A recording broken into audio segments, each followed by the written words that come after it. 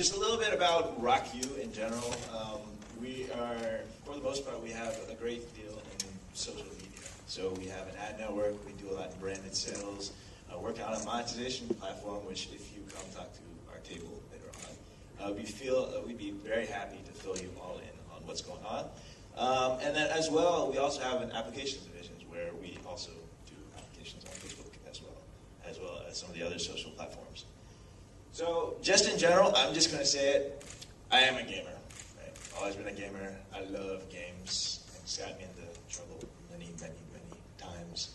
But it has led me from what has been told to everyone now that I was originally a biologist, and now I am in social gaming. So it goes. But in general, I am here basically to try to encourage everyone here, just like Nick is, to make better games and for you guys to actually make money and be very happy on the social platforms. Because quite frankly, without the developers, none of the social platforms can exist, right? You guys are super important to the stability and the health of any of these platforms, right? So if you guys are on Facebook, you guys are happy, you guys are making money, everyone is happy, right? So I want to make sure I encourage that behavior too. So with no further ado, let me move on. Okay, so just a little breakdown of what I'm going to be talking about today. This is a little teaser, so my outline. So I'm just going to give a brief monetization overview. This is just in general, just a brief overview of monetization, kind of the industry. And then second, I'm going to go into key to monetization, economic control. Notice the question mark. I will talk about that later. 3, I'll go into future monetization opportunities as we can see it, because we've been dabbling in the space quite a bit. And 4, I'm just going to wrap it up with some conclusions on generally monetization as a whole. Okay, great. Chapter 1, monetization overview. You can't read that quote out there. It's a nice little thing from Charles Dickens. It's a far better thing that I do than I have ever done. That's because the social gaming market is so cool to me. I love it. And I hope all of you are, because I would imagine you wouldn't be in here if you didn't. Or maybe you're just trying to make money. Either way, it's fine. Moving on. So I'm just... Okay, that is cut off. Okay, yeah, I see. Okay, so it says at the top, why social is amazing. Restating the obvious. These are things that most of you guys know, but I'm going to just highlight some of the really key features.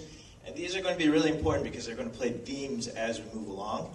And you'll see them being reiterated as I'm talking and why these things are super important. And these are really the highlights of why the social networks are such a great place to develop on, as I'm sure most of you know. Anyway, so the first point I'm going to talk about is, so that's just the overall, clicking the first one. Yeah, great. Okay, so the evolution of the social applications in gaming, as was stated before, it's occurring really fast, right? So that means that developers that are quick, agile, with a lot of creativity, with a lot of, with their focus on user experience and the ability to generate something awesome, the potential is really huge. And I'm sure all of you know that. And then going to the next one, the animation is faster later on, I promise. I was trying to fix that, but I couldn't do it. We've never had such access to such a wide range of tools and information in order to modify and target our applications, right? We're getting a lot of information on these social platforms that let us, as developers, basically figure out and tweak our applications to a severe degree that we can actually get the most potential out of what we're doing. We get a lot of feedback. Facebook, for example, has a lot of feedback that they give back into the developers in terms of trending and information and geo and gender and breakdowns and so on like that. Even more so if you have a fan page. I briefly mentioned that later on too. But it's fantastic. I love it so much. And then next, please. Yeah, so the international reach of many of the social networks has been severely underutilized. That's a point that's really huge, is that on Facebook they have severe international penetration, which means that if you can really tap into that and really see where your users are coming from, you can then monetize really heavily. You're monetizing globally, right? Which is fantastic. So across languages, across countries, everywhere. It's really, really a great opportunity. And then the last one. This is my favorite point, actually. So right now, on the social networks, we have perhaps the largest opportunity to convert non-gamers into social gamers, right? This is huge, and it is great. I love it so much. Sorry if I keep repeating that. And the example that I'm going to talk about is actually Nintendo. Excuse me, Microsoft people. I love the Xbox too, but okay, Nintendo. What they've done is amazing to me because in the console wars, basically you had Nintendo, which opened up an entirely new segment of the market, right? They created what I like to call family-centric social gaming, right? And by doing so, they didn't directly compete with Microsoft or Sony in a large majority of the arena.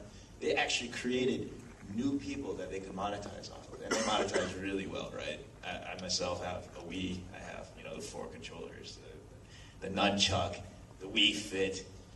What else have we got there? The new Wii additional thing with the gyroscope in there. So, they got me pretty good. So Nintendo has done a fantastic job at what they did. They opened up the market, right? And they were able to monetize users that hadn't been monetized before. The same thing is going on the social networks, which is fantastic, right?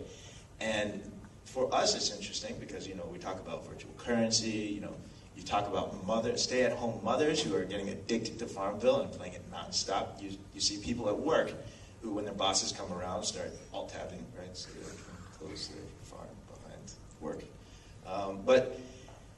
So this is fantastic. And besides just virtual currency, there's other opportunities for this as well. And I will also talk about that because that's a really, really, really, it's, for me, one of the futures of monetization as a whole.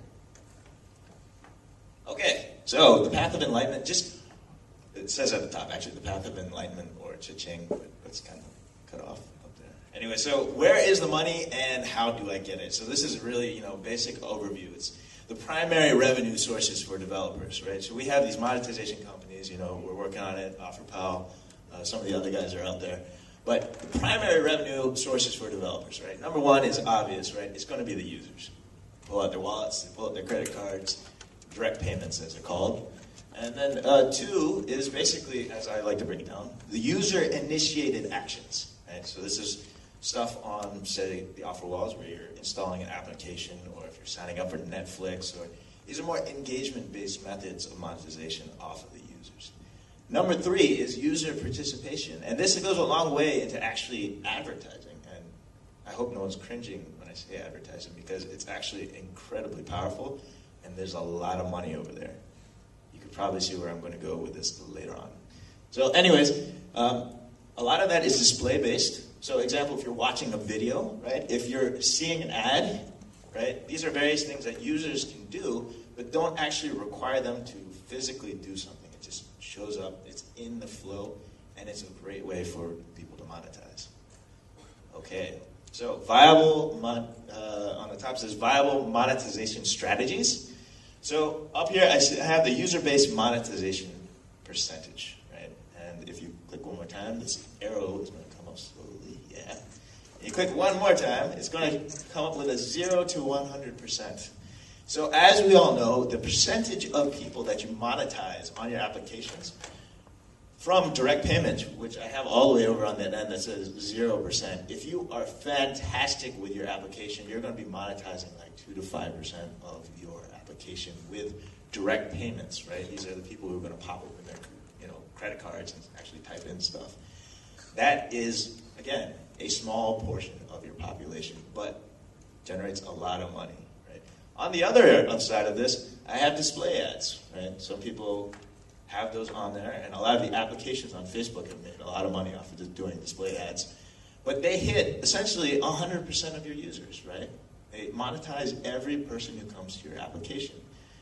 Now, the question is with all the other monetization solutions, they're going to fall on the scale somewhere, and as you can see, there's probably going to be a mix of these as they come through. So, if you don't mind clicking a couple times, so we have stuff like the offer walls, where you can monetize up to maybe, I think, like 20, 25% of your population in conjunction with direct payments. You have things like local deals, which is coming online now. I believe Peanut Labs was one of the people who brought on local, which is really cool and exciting. You have things like surveys, right? These are clean experiences, again, that then monetize more people. And direct response. So basically, if you go shopping and you buy something, you get X number of virtual currency points for buying that.